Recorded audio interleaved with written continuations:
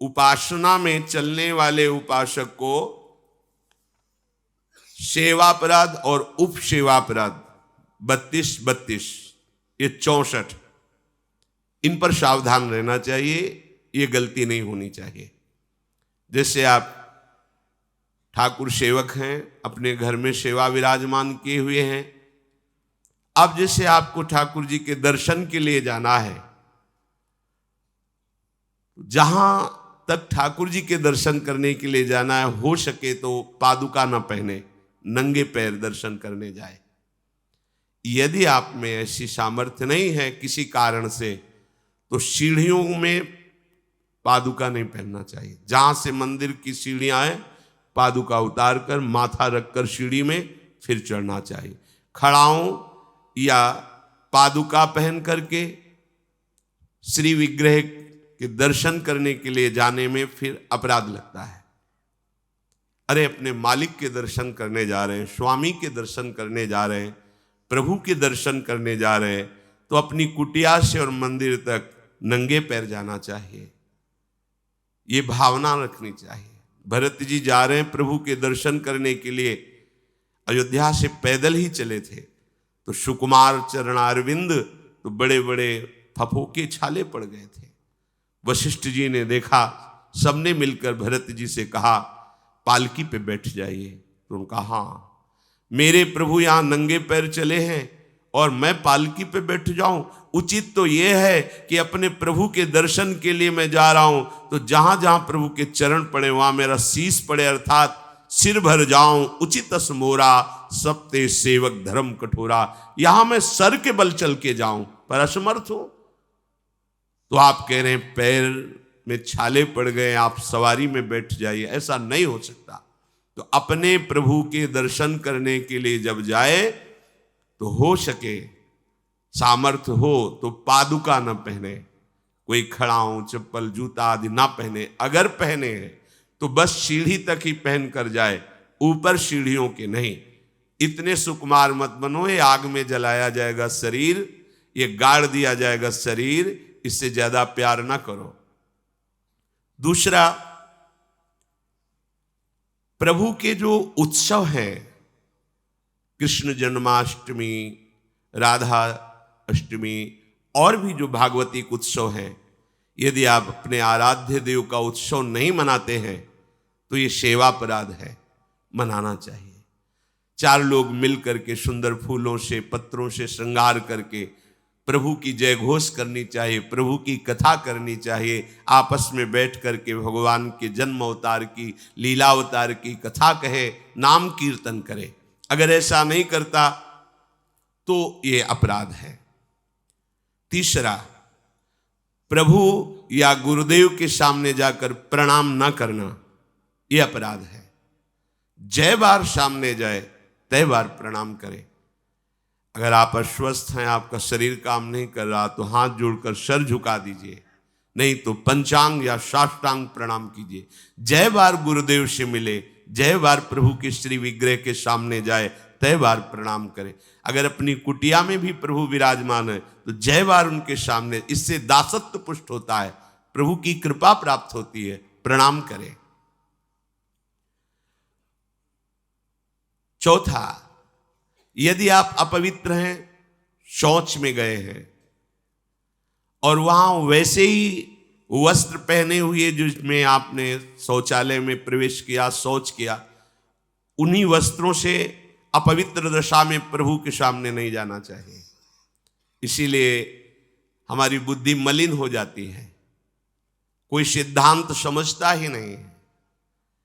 जो शौचालय है उसमें उतने ही वस्त्र पहन कर जाएं जितने हम धो सकते हैं। अगर आपको बार बार शौच लग रही है तो आप कमर से जरूर स्नान करें, यहाँ से हाथ धो लीजिए, कुल्ला कीजिए, नाक आंख कान इन छिद्रों को पवित्र कीजिए और वही वस्त्र पहनिए, या उनका हो, नहीं तो जो अन्य वस्त्र हैं, आजकल तो सुविधा है, कोई बाहर तो जाना नहीं होता, वस्त्र उतार दीजिए, उतना पहनिए जितना धो सकते हैं। यदि आप ठाकुर सेवक हैं भजन करने वाले हैं, ये पवित्रता नहीं रखेंगे तो जहां जो कुछ भी छुएंगे सब अपवित्र हो जाएगा, और अपवित्र बुद्धि भगवान में नहीं लगती, ओ मलिनता छा जाती है। अब ये आज का जो नया समाज है, शास्त्र पवित्रता को जानता ही नहीं है तो स्वीकार क्या करेगा, और बिना पवित्र हुए हमारे विचार पवित्र नहीं होते। इसलिए कभी अपवित्र दशा में ठाकुर जी के सामने, श्री विग्रह के सामने जाना, सेवा सामग्रियों को छूना, ये अपराध माना गया है। प्रभु के सामने या गुरुदेव के सामने जाके ऐसे करना, एक हाथ से प्रणाम करना, ये सेवा अपराध माना गया है। दोनों हाथ भगवान ने दिए, दोनों को जोड़िए, दोनों को जोड़कर सर झुकाइए, इससे तुम्हें कृपा प्राप्त होती है प्रभु की। प्रभु की कृपा का क्या स्वरूप है? नाम में प्रेम होने लगे, जितेंद्रियता आने लगे, हृदय पवित्र होकर सबके सुख भावना में मगन होने लगे, ये प्रभु की कृपा। छठवां, जब हम प्रभु की परिक्रमा करते हैं तो परिक्रमा करते समय प्रभु के जब सामने आवे तो उनको प्रणाम करें। प्रणाम किया, फिर आगे। 4 परिक्रमा हमारे प्रियालाल की होती है। कभी सामने परिक्रमा नहीं करनी चाहिए, जैसे सामने खड़े ऐसे घूम जाते हैं सामने, नहीं, ऐसा नहीं। प्रभु के सामने ऐसे नहीं घूमना, वहीं खड़े खड़े घूम गए 4, ऐसा नहीं। प्रभु को दाहिने करके प्रदक्षिणा। अगर आप प्रभु को प्रणाम नहीं करते, परिक्रमा करते हुए या सामने घूमते, ये सेवा अपराध है। 7वां, प्रभु के सामने गए मंदिर में और आप पैर फैला के बैठे, सामने ऐसे पैर फैला लिए, ऐसे फैला के बैठे, ये अपराध है। अपने आराध्य देव के सामने, अपने गुरुदेव के सामने पैर फैला के नहीं बैठा जाता।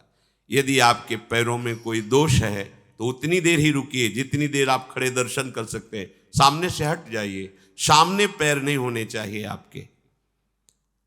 8वां, प्रभु के श्री विग्रह के सामने दोनों घुटनों को ऊंचा करके अपने हाथों से लपेट कर बैठना, ऐसे ऐसे घुटने दोनों खड़े करके ऐसे जैसे बांध कर ऐसे ऐसे बैठना सेवा अपराध है। प्रभु के श्री विग्रह के सामने, अब जैसे मंदिर में गए, थके हैं आप, दीवार में उड़क करके ऐसे सो, यह अपराध है। प्रभु के श्री विग्रह के सामने उतनी देर ही टिको, बस जितनी देर आप सावधान है, नहीं बाहर निकल जाओ, एकांत सेवन करो। श्री विग्रह के सामने उतनी देर ही दर्शन करने गए, केवल आपकी दृष्टि नख शिखलो अंग माधुरी, प्रभु की केवल दर्शन कर रहे, आंख बंद कर ली, ध्यान किए, फिर दर्शन, फिर ध्यान। जब मन देखा कि चंचल होने लगा, नेत्र झुकाए, प्रणाम किया, मंदिर से बाहर हो गए। किसी से वार्ता नहीं। प्रभु के श्री विग्रह के सामने उनके चरणामृत और प्रसाद को छोड़कर अन्य नहीं पाना। प्रसाद मिला तो पा गए, चरणामृत मिला तो पी लिए, इसके अलावा ऐसा नहीं कि अब जगह है, प्रभु हैं, चलो और कुछ नहीं।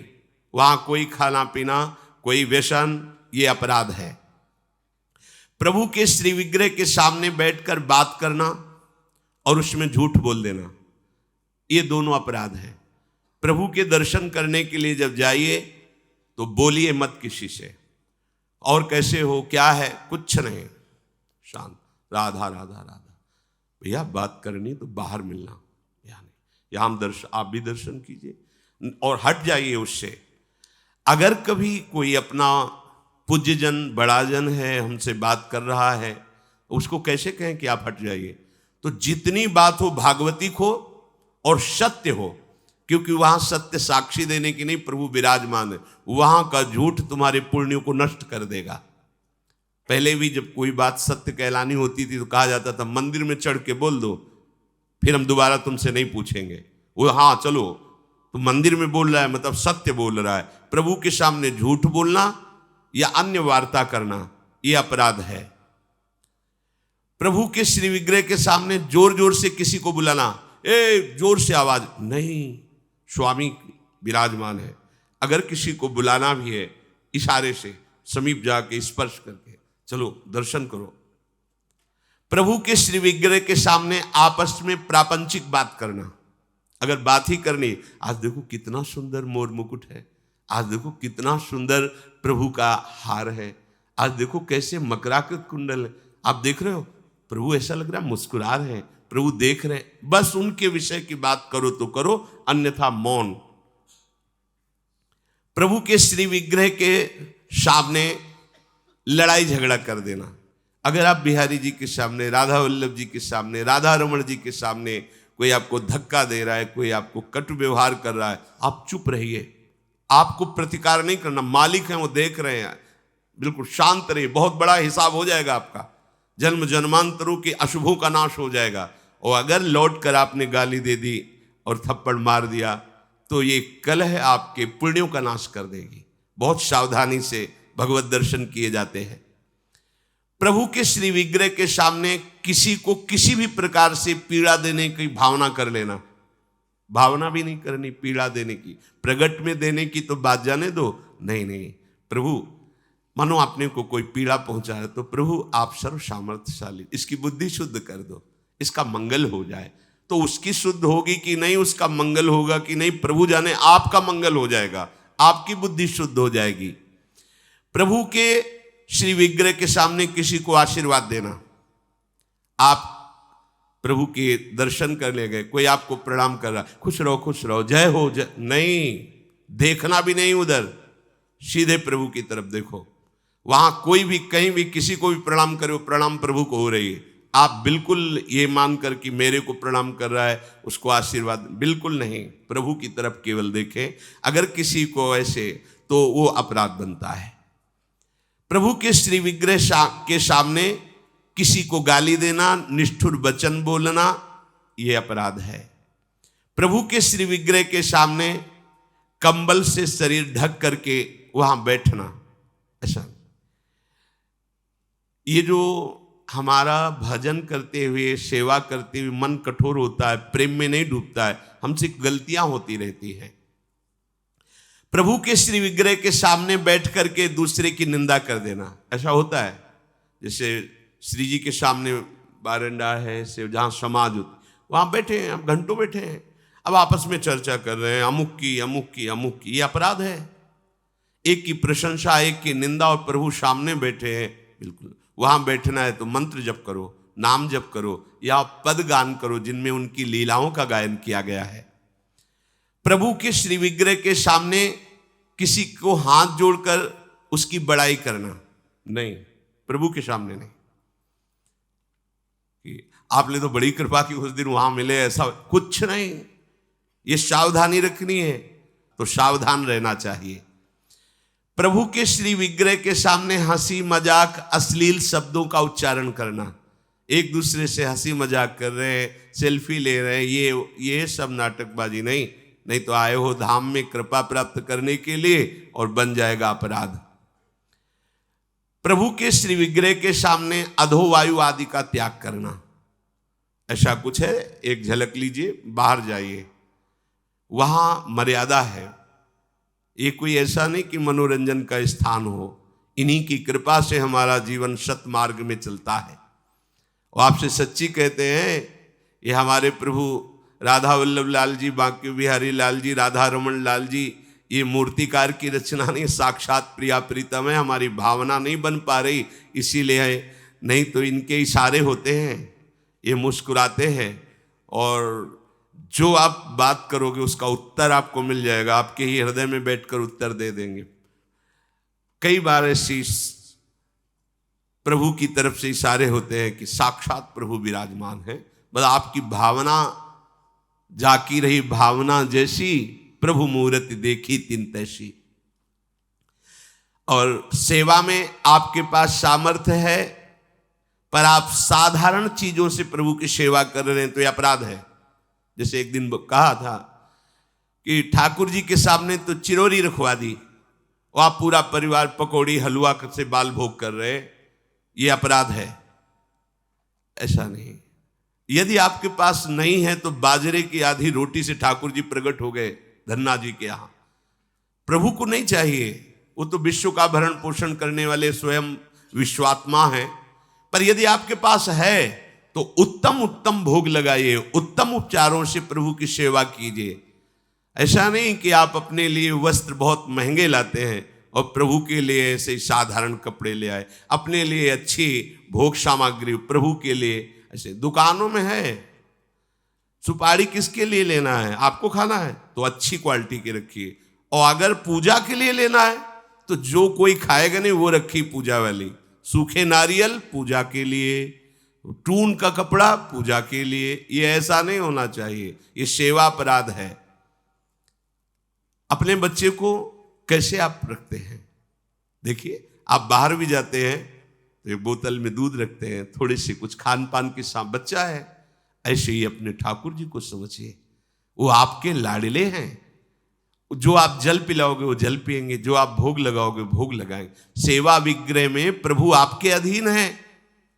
अगर सेवा विग्रह में आपने ऐसा बर्ताव किया जो नहीं होना चाहिए तो आपका हृदय कठोर हो जाएगा, आपकी भक्ति बाधित हो जाएगी।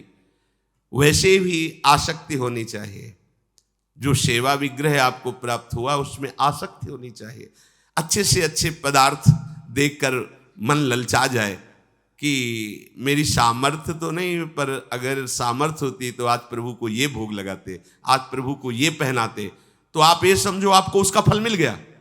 चढ़ा नहीं पाए, समर्पित नहीं कर पाए, पर उसका फल आपको मिल गया, क्योंकि आपने विचार किया ना, भावना की ना, और प्रभु भाव ग्रहण करते हैं। प्रभु को बिना अर्पित किए किसी भी वस्तु को खाना पीना यह सेवा अपराध है। यदि आप गुरुमंत्र लिए हो, ठाकुर सेवा विराजमान किए हो और आप बिना अर्पित किए पाते हैं तो अपराध है। एक बार नंदगांव, ब्रज भक्तों के चरित्रों में है, नंदगांव में एक संत भगवान गुफा में भजन करते थे, तो माँ धूकरी मांग करो लौट रहे थे तो पीछे से आवाज आई, बाबा मुंह पे कृपा करो। पीछे मुड़ के देखा तो एक श्वान कुत्ता था। सोचा शायद कानों में ऐसे ही, फिर आगे, बाबा सुनाना है, मुंह पे कृपा करो। तो कौन हो तुम? पीछे मुड़ के तो कुत्ता खड़ा हुआ कह रहा था, मैं कहने में बहुत सा कुछ लग रहा है, मैं नंद भवन में सेवा करता हूं, चूक हो गई तो मुझे प्रेत योनि मिली। मैं कुत्ता नहीं हूं पर प्रेत हूं, इस समय आपके सामने इस रूप में हूं। तो आप इतनी बड़े स्थान से ऐसे कैसे च्युत हो गए, प्रेत कैसे बन गए? तो उन्होंने कहा, ठाकुर जी के लिए जो अमनिया आता उसको बिना भोग लगाए मैं पा लेता, स्वीकार कर लेता, उस अपराध के कारण मुझे ये योनि मिली। बाबा ने कहा, आपका परम कल्याण हो। तुरंत मधुकरी पाई और जूठन दी। जे ही जूठन पाई तो प्रेत योनि से मुक्त होकर श्री ठाकुर जी के धाम को गए। अगर आप बिना भोग लगाए पाते हैं, बिना भोग लगाए जल पीते हैं, जल भी पीना है तो आप अपने गुरुदेव का स्मरण करके, नाम लेकर ही जल पीजिए, उनको भाव से अर्पित करके। भोग पाइए तो अर्पित करके। अगर आप अर्पण नहीं करते हैं तो इसमें अपराध बनता है, ये आपकी बुद्धि को भ्रष्ट कर देगा, मलिन कर देगा। बिना भोग लगाए कुछ नहीं पाना।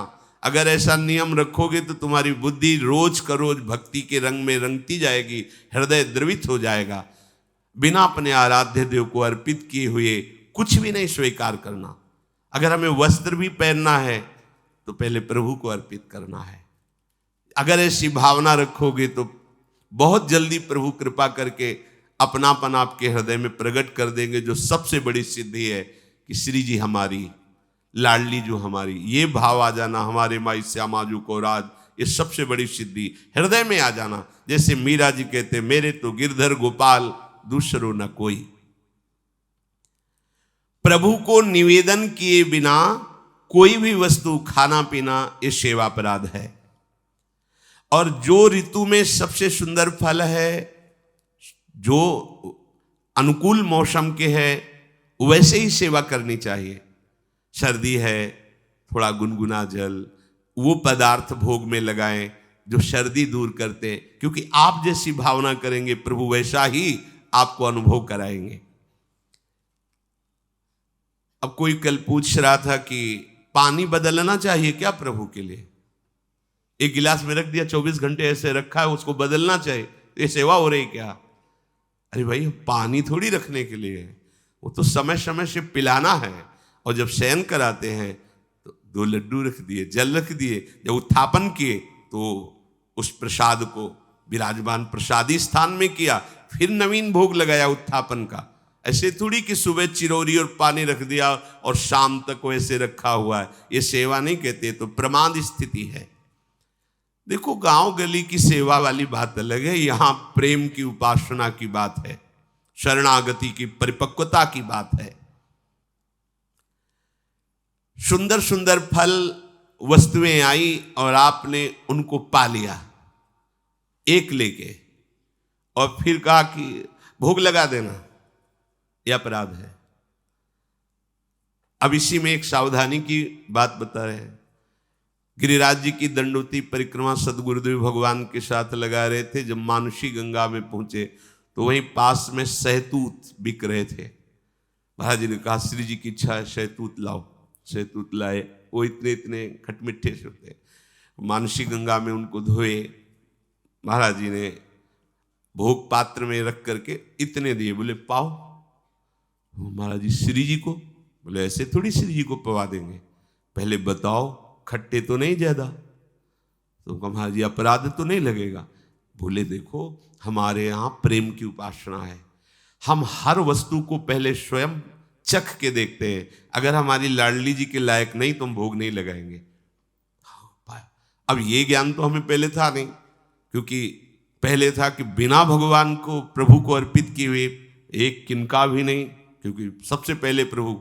लेकिन ये इससे भी श्रेष्ठ बात है, हमारे लाडली लाल को कहीं ऐसा कोई भोग न लग जाए जो दुखद हो, तो हम पहले कढ़ी चावल रोटी सब सामग्री बनी। अब हम देखेंगे, पहले एक चम्मच निकाले, अलग लिए, हाँ कढ़ी ठीक है, बहुत सुंदर, ठीक, आज थोड़ा नमक कम है, थोड़ा सा और मिला देते हैं, या चीनी कम है खीर में, थोड़ा सा और मिला, फिर हाथ धोया, आचमन किया, फिर वहां से उसको ठीक किया और फिर भोग लगाया। ये प्रेम की उपासना की। यहां जो बात कह रहे हैं कि अच्छे अच्छे फल लेके उठाए खा लिया, हाँ, अपने स्वाद बुद्धि से अपने उदर पर पोषण के लिए यदि आपने ले लिया है, तो अब आपने कोई भोग सामग्री, लड्डू या पेड़ा रखे हुए हैं, श्री जी के लिए रोज भोग लगता है, और डिब्बा को खोला है, प्यास लगी है, एक पेड़ा लिया, पानी लिया, और वो अमनिया नहीं रह गया।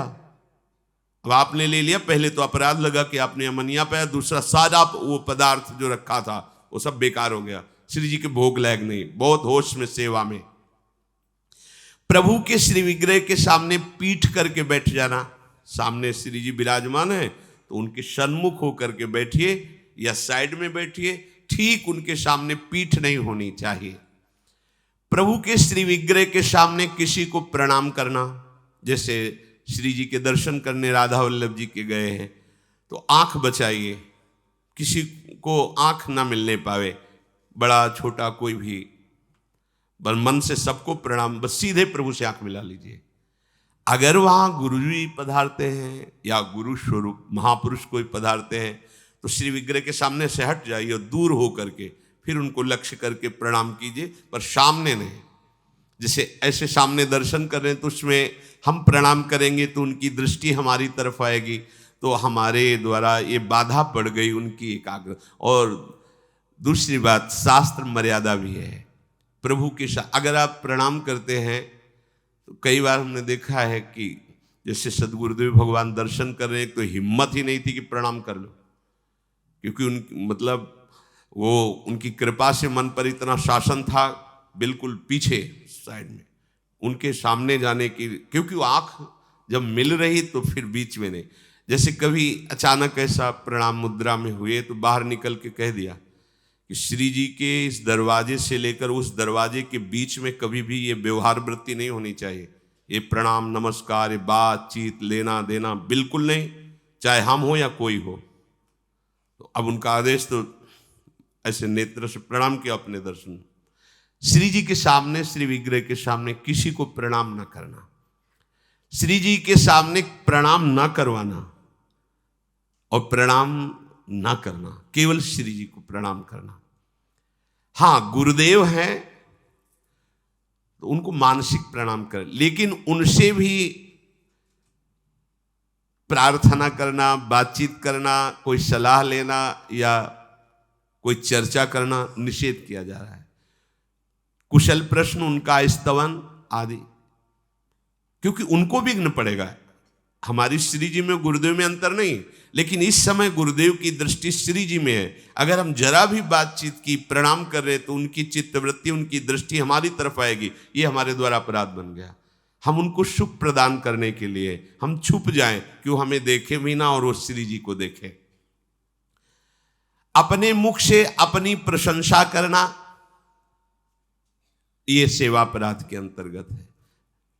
सेवक को कभी स्वामी के सिवा किसी की प्रशंसा नहीं करनी चाहिए, ना अपनी ना पराये की, केवल अपने आराध्य देव की बात।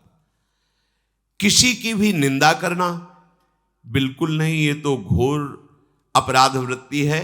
पर निंदा के किए ते आवत नहीं कछु हाथ, मूर्ख पर्वत पाप को ले चल अपने साथ। अगर हम किसी की निंदा कर रहे हैं तो उसके सारे पाप हमारे पास आ रहे हैं, ये आप सच्ची समझ लीजिए। बिना पाप कर्म किए पाप का बोझा आपके माथे पे लद जाएगा यदि आप किसी की भी निंदा करते। काहे को इतना बड़ा घाटा करते?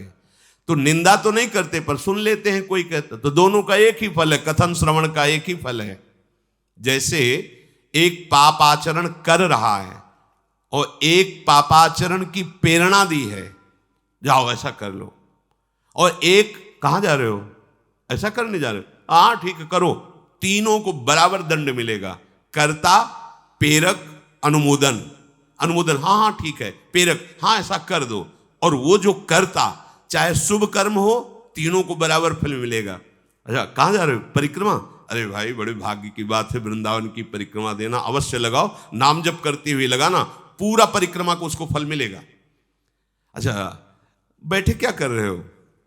2-3 घंटे आप ऐसे बातचीत में नाम कीर्तन करते हुए परिक्रमा लगाओ ना वृंदावन के, चलो छाह लगाते, ये प्रेरणा हुई, वो अनुमोदन हुआ और वो परिक्रमा लगा रहे, तीनों को बराबर फल मिलेगा। ऐसे ही पाप कर्म में है, कर्ता, प्रेरक, अनुमोदन, तीनों को बराबर दंड मिलता है। ये हुए 32 अपराध सेवा के, और 32 उप अपराध। राजा के अन्न का भक्षण करना उप अपराधों में आता है। यदि वो वैष्णव नहीं, भगवत प्रेमी नहीं है तो राजअन्न को निषेध माना गया है। अंधेरे में श्री विग्रह को रखना, जहां श्री जी विराजमान है वहां एक दीपक ही चाहे जल ले, लेकिन जलना चाहिए, प्रकाश रहना चाहिए। अगर प्रभु शयन भी कर गए तो भी एक दीपक जलना चाहिए। अब तो दीपक की बात ही क्या है, अब तो लाइट व्यवस्था है, तो छोटा सा प्रकाश का ऐसा। जो गुरुदेव ने नियम दिए हैं उन नियम के अनुसार आपकी दिनचर्या होनी चाहिए। मनमानी नहीं, ये मनमानी दिनचर्या का फल होगा गुरु की प्राप्ति, पर भगवत प्राप्ति होगी गुरु प्रदत्त दिनचर्या से। प्रभु के मंदिर में उत्साह पूर्वक प्रभु की सेवा करना, घंटा नाद करना, शंखनाद करना, मृदंग नाद करना, ऐसा। कोई भी अभक्ष वस्तु प्रभु को निवेदन करना ये निषेध है। भगवान ने सब बनाया है तो भगवान को सब हम तो प्याज लहसुन का भी भोग लगा देते, कुछ लोग कहते हैं यह अपराध है। बिल्कुल नहीं, सात्विक भगवान ने आदेश किया है, सात्विक वस्तुओं का भोग लगाइए, इसीलिए निषेध किया जाता है आप ये मत खाइए, आप ये मत खाइए। अरे क्या है, इतनी सी जिह्वा है, यहां से स्वाद खत्म है, यहां से स्वाद है नहीं, केवल इतनी जिह्वा में जितनी देर रहेगा उतना ही स्वाद है। काहे को इस दुष्ट को इतना चंपल बना दो कि दूसरों का हत्या करके मांस खाने के लिए राजी हो जाए, दूसरों के जीवन को नष्ट करने वाली बना दे। ये स्वादेंद्री, रसेंद्री, इसको, ये बड़ी दुष्ट है, इसको शासन में रखो। कुछ नहीं होना, बस इतने से यहां गया, घाटी के नीचे माटी मल बन गया, कुछ नहीं है, बाहर है तो बेकार, बस उतने ही में स्वाद है। ये आज तक तृप्त नहीं हुआ, जीवन हो गया इसको खवाते हुए। ये रसेंद्री इतनी दुष्ट है कि ये बड़े बड़ों को फंसा देती। इसीलिए संतों ने निर्णय किया है कि वो 9 इंद्रियों का विजेता हो, लेकिन ये रसेंद्री का विजेता नहीं तो उसे विजेता नहीं माना जाता। अगर रसेंद्री का विजेता है तो सर्व इंद्रियों पर विजय पाया जा सकता। ये रसेंद्री फंसा देती है, पक्का फंसा देती है। और रसेंद्री का ढीला जनेंद्री का ढीला ही होता है। जिसकी रसेंद्री, उसकी जनेंद्री कंट्रोल में होगी, शासन में होगी। इसलिए कोई भी ऐसा पदार्थ जो नहीं खाना चाहिए, गुरुजनों ने मना किया है, वो नहीं खाना चाहिए। किसी और का जूठन अपने प्रभु को भोग नहीं लगाना चाहिए। सब भगवत स्वरूप है, पर जैसे अपने प्रियालाल को भोग लगाना है, बोले वहीं और भी भगवत स्वरूप विराजमान, उनके आगे थाली करके फिर ले गए प्रियाल, यह अपराध है। एक तो अपने आराध्य देव का अनन्य होना चाहिए, और अपने प्रियालाल का भोग चाहे जो कोई पाले, लेकिन किसी और का अपने प्रियालाल को भोग नहीं लगता है। सर्वोपम नवनिवृत्त निकुंज विहारिणी बिहारी जू का। अब जैसे कोई भोजन आदि बना है और उसको कोई भी जूठा कर दे, कोई भी बच्चा या कोई भी, कैसे उसे प्रभु को हम भोग नहीं लगा सकते। और सेवा करते समय बोलना मना है। जैसे श्री जी को आप स्नान करा रहे हैं, श्रृंगार कर रहे हैं, तो या तो पद गाइए या नाम कीर्तन कीजिए या मंत्र जप कीजिए। बातचीत करते हुए सेवा नहीं, ये अपराध है उप अपराधों में। इतना पाइए कि सेवा पूजा करते समय बार बार वो अधोवायु हो, ये सब, इसीलिए साधक साधक की तरह भोजन पाता है। अगर आपके लीवर में इतनी क्षमता है कि बिना कोई विकार हुए पच जाता है तो कोई बात नहीं है, नहीं, उचित आहार पाना चाहिए। किसी से छीन करके जबरदस्ती प्रभु की सेवा पदार्थ लाना ठीक नहीं है। श्रद्धा से दिए गए पदार्थ से ही भोग लगे। देखो, भगवत मार्ग में टैक्स नहीं लगता। जो सच्चा भगवत मार्ग में कहीं किसी में टैक्स नहीं है। ये हमारी अलबेली सरकार है, सब फ्री। हाँ, तुम्हारी श्रद्धा है, एक फूल रख दिया, एक फल रख दिया, वो आपस में भोग लगाकर प्रसाद रूप से सेवा में आ जाए। ये करो तो इतने रुपया, यहां पर्चा भरो तो इतने रुपया, यहां तो इतने रुपया, तो वो रुपये ही है, सत्य मार्ग नहीं है। सत्य मार्ग श्रद्धा का विषय होता है, टैक्स का राजकीय मार्ग होता है। टैक्स राजकीय मार्ग में लिया जाता है। भागवतिक मार्ग में श्रद्धा चलती, श्रद्धा, पूरा तन मन प्राण सर्वस्व समर्पण, ये मार्ग है। इसमें कि हमने इतने भर दिए हैं रुपए पर्चे में, अब हमको ऐसी जगह मिलेगी, वहां बैठेंगे, सुविधा मिले। यहां रुपए से जगह सुविधा और कृपा नहीं मिलती। यहां मन देने से, प्राण समर्पित करने से, अभिमान समर्पित करने से हमारे हरि की कृपा की प्राप्ति होती है। तो किसी से जबरदस्ती, वो जबरदस्ती ही माना जाता है कि अगर तुम्हें अमुक तो फिर भरो इसमें, वो हमारे ठाकुर जी को स्वीकृत नहीं होता। हाँ, भाव से आया है तो देखो, शबरी जी जूठे बेर प्रभु को अर्पित कर रहे हैं, वाह वाह करके पा रहे।